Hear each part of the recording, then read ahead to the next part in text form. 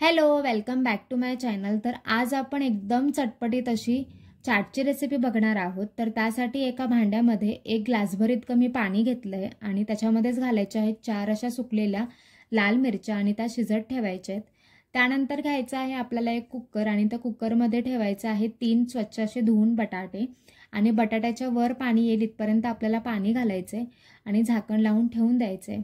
आणि इथे आपल्या लाल मिरच्या ज्या आहेत आपण शिजवायला ठेवल्या होत्या त्या सुद्धा शिजून झालेल्या आहेत। जवळपास एक 4 ते 5 मिनिटांमध्ये व्यवस्थित शिजून होतं। आणि आता आपण कुकर जो आहे तो गॅसवर ठेवून देऊया। जवळपास एक 4 शिट्ट्या आपल्याला करायच्या आहेत। त्यानंतर आपल्याला काही चटण्या बनवायच्या आहेत। तर सगळ्यात आधी बनवायची आहे आपल्याला हिरवी चटणी किंवा तिखट चटणी। तर त्यासाठी एक मुठभर अशी मी कोथिंबीर स्वच्छ अशी साफ करून ती त्याच्यामध्ये घातली आहे। अर्धा इंच इतकी अद्रक घालायची आणि 7 ते 8 जरा जास्त तिखट असणाऱ्या हिरव्या मिरच्या ज्या असतात त्यांचा वापर करायचा आहे आणि त्या कापून त्याच्यात घालायचे। त्याच्यामध्येच घालायचे आपल्याला मुठभर अशी पुदिना। तर इथे मस्त असा पुदिना एकदम फ्रेश असा मला भेटला होता तो त्याच्यामध्ये घालायचा आहे। हिरवागार असा कलर तसाच टिकून राहावा त्यासाठी इथे मी बर्फांच्या तुकड्यांचा वापर केलाय। आणि त्याच्यामध्येच आता आपल्याला घालायचं आहे जिरे पावडर, काळं मीठ आणि साधं मीठ। जर बर्फ नसेल तर तुम्ही स्किप करू शकता कारण आपण लिंबाच्या रसाचाही वापर करतोय। लिंबाच्या रसाने सुद्धा कलर चांगला टिकून राहतो। तर इथे आपण बाकी सगळं घालून झाल्यानंतर झाकण लावून त्याची चांगली अशी पेस्ट तयार करून घ्यायची आहे। ह्या ज्या चटण्या आहेत त्या खूप वेळासाठी फ्रीजरमध्ये स्टोअर करू शकता। फक्त पाण्याचा जो वापर आहे तो जरा कमी करायचा चटणी वाटताना। आणि इथे मस्त अशी तिखट हिरवीगार चटणी जी आहे ती तयार झाली आहे। आता आपल्याला बनवायची आहे लाल चटणी किंवा लसणाची चटणी। तर त्यासाठी शिजवून घेतलेल्या मिरच्या त्याच्यामध्येच घालायच्या आहेत 10 ते 12 इतक्या लसणाच्या पाकळ्या, जिरा पावडर घालायची, परत काळं मीठ घालायचं आणि पुन्हा साधं मीठ घालायचे।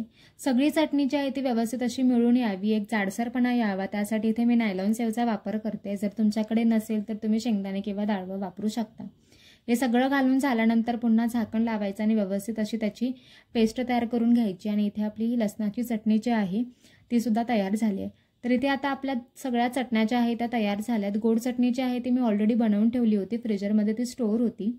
तर इथे आता आपल्याला काही चॉपिंगचं काम करायचं आहे। तर इथे कांदा जो आहे तो मस्त फाईन एकदम चॉप करून घेतला आहे। त्याच्यातच आता आपल्याला टोमॅटोसुद्धा बारीक असा कापून घ्यायचा आहे। तर बरेच दिवसापासून ना मला शेवपुरी खायचं मन करत होतं पण ना भरपूर वेळ लागतो बनवण्यासाठी, खूप काय करावं लागतं, खूप कापत बसावं लागतं म्हणून मी कंटाळा करत होते। पण म्हटलं की नाही आता आज बनवूयाच, खूपच इच्छा झाली आहे खायची। इथे मस्त अशी हिरवीगार मला कैरी भेटले आणि आधी तर कैरी आहे म्हटल्यानंतर खाऊन बघण्यामध्ये जी मज्जा असते ना, मला फारसं काही आंबट आवडत नाही पण थोडंसं मी ट्राय केलं।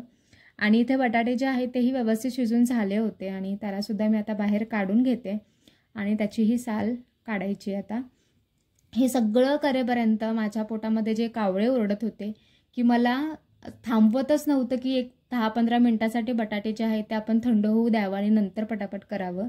इतकी मला भूक लागली होती, हाताला असे चटके बसत होते पण तरी पण म्हटलं की नाही मला आता कधी खाऊ असं झालं होतं म्हणून मी इथे बटाटे जे आहेत ते तसेच हाताला चटके बसत सोलून घेतलेत आणि त्याला थोडंसं असं मॅशसुद्धा करून घेतले।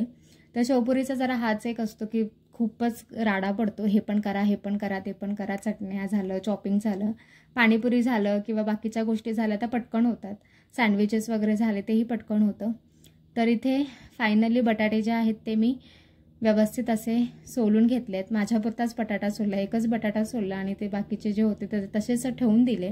म्हटलं आता नंतर जेव्हा खायचे असतील तेव्हा आपण ते सोलून घेऊ। तर इथे सर्व गोष्टी ज्या आहेत त्या फायनली झालेल्या आहेत। आता आपल्याला फक्त करायचं आहे प्लेटिंग। तर प्लेटिंगसाठी सगळ्यात महत्त्वाची जी लागते पुरी, शेवपुरीची पुरी, चपटी पुरी म्हणू शकतो, त्या इथे मी एका प्लेटमध्ये काढून घेतलेत, मस्त गोलसर असं मांडून घेतलं आहे। आणि तुम्ही ते बघू शकता सगळं रेडी झालं आहे, काहीच नाही आहे असं नाही आहे।